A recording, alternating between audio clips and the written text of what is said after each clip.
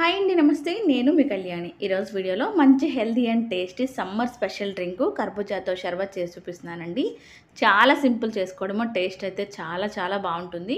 ఈ షర్బత్ చేసుకోవడానికి ముందు ఒక బౌల్ తీసుకోండి. అందులోకి ఒక టేబుల్ స్పూన్ సబ్జా గింజలు వేసుకుని వాటర్ పోసుకుని ఒక అరగంట పాటు నానబెట్టేసుకుని పక్కన పెట్టుకోండి. ఇప్పుడు కాస్త బాగా పండినటువంటి కర్బూజా తీసుకోండి. నేను చూపిస్తున్న విధంగా కట్ చేసుకుని ఒక స్పూన్తో ఈ గింజలన్నీ తీసేసుకోండి. పండినటువంటి కర్బూజా అయితే మీకు ఫోర్క్ స్పూన్తో కానీ పల్ప్ అంతా చక్కగా వచ్చేస్తుందండి.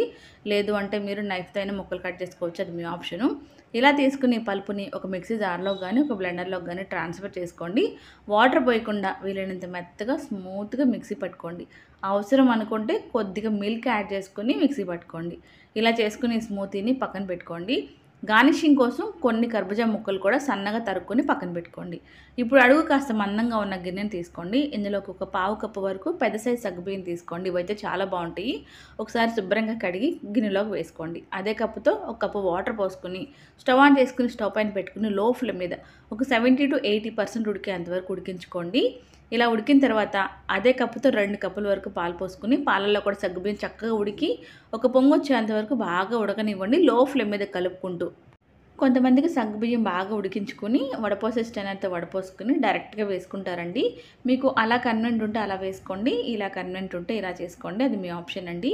ఇలా సగ్గుబియ్యం బాగా ఉడికి పాలకు పొంగొచ్చిన తర్వాత స్వీట్నెస్ కోసం నేను ఇక్కడ కస్టర్డ్ మిల్క్ వాడుతున్నాను. మిల్క్ మేడ్ అంటాం కదా, అదే కప్పుతో ఒక అరకప్పు వరకు వేసుకుంటున్నానండి. మీరు బెల్లమైనా వేసుకోవచ్చు, పంచదార అయినా వేసుకోవచ్చు, పటికి బెల్లం పొడి అయినా వేసుకోవచ్చు. మీకు ఏది కన్వెంట్ ఉంటే అది వేసుకోండి. మీ స్వీట్నెస్ తగ్గట్టుగా వేసుకోండి. వేసుకుని ఒకసారి కలుపుకొని ఇంకో 2 పొంగులు వచ్చేంత వరకు లో ఫ్లేమ్ మీద మరగనివ్వండి. ఈ లోపల పక్కన ఇంకొక బౌల్లోకి పచ్చి పాలు రా మిల్క్ ఒక పావు కప్పు వరకు తీసుకోండి. అందులోకి 1.5 టేబుల్ స్పూన్ వరకు కస్టర్డ్ పౌడర్ వేసుకుని ఉండలు ఎక్కడా లేకుండా కలుపుకోండి. ఇలా కలుపుకొని కస్టర్డ్ మిల్క్ని మరుగుతున్నటువంటి సగ్గుబియ్యం పాలల్లోకి వేసేసుకోండి. కలుపుకుంటూ వేసుకోండి, అడుగంటకుండా ఉంటుంది. లో ఫ్లేమ్ మీద పెట్టుకుని ఈ సగ్గుబియ్యం పాలు కూడా కంప్లీట్గా దగ్గర పడేంత వరకు కంటిన్యూ కలుపుకుంటూ ఉండండి. ఇలా కాస్త దగ్గర పడిన తర్వాత గ్యాస్ ఆఫ్ చేసుకుని రూమ్ టెంపరేచర్లో వచ్చేంత వరకు వెయిట్ చేయండి. సగ్గుబియ్యం బాగా ఉడికిపోయినాయి చూసారా, ఇలా ట్రాన్స్పరెంట్గా పైకి తేలుతూ ఉన్నాయి. అలా ఉంటే మనకు పర్ఫెక్ట్గా ఉడికినట్టండి. చల్లారిన తర్వాత చూపిస్తున్నాను చూడండి. ఈ కన్సిస్టెన్సీ ఉంటే మనకి సరిపడా ఉన్నట్టు. ఇప్పుడు ఇందులోకి మీరు ముందుగా పెట్టుకున్నటువంటి కర్బూజా పల్పుని వేసేసుకోండి. అలాగే నానబెట్టుకున్నటువంటి సగ్గుబియ్యం గింజలు కూడా వేసేసుకోండి. మీ దగ్గర కట్ చేసుకుని పెట్టుకున్న డ్రై ఫ్రూట్స్ ఏమైనా ఉంటే వేసేసుకోండి. మీరు అప్పటికప్పుడు సర్వ్ చేసుకోవాలి అనుకుంటే ఐస్ క్యూబ్స్ వేసుకొని ఒకసారి కలిపేసుకొని చల్లగా సర్వ్ చేసుకోండి.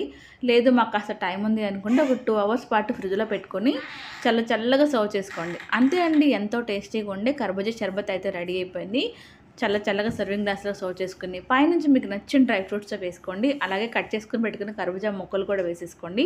తాగేటప్పుడు అక్కడక్కడ కర్బూజా ముక్కలు తగులుతూ, సగ్గుబియ్యం తగులుతూ, ఈ సబ్జా గింజలు తగ్గుతూ, డ్రై ఫ్రూట్స్ తగులుతూ ఉంటే భలే ఉంటుంది టేస్ట్ అయితే. డెఫినెట్గా వీడియో చూసిన తర్వాత మీరు ట్రై చేయండి, మీకు కూడా చాలా బాగా నచ్చుతుంది. అలాగే మీకు ఈ వీడియో నచ్చింది అనుకుంటే ఒక చిన్న లైక్ చేయండి. మీ ఫ్యామిలీకి ఫ్రెండ్స్కి కూడా షేర్ చేయండి.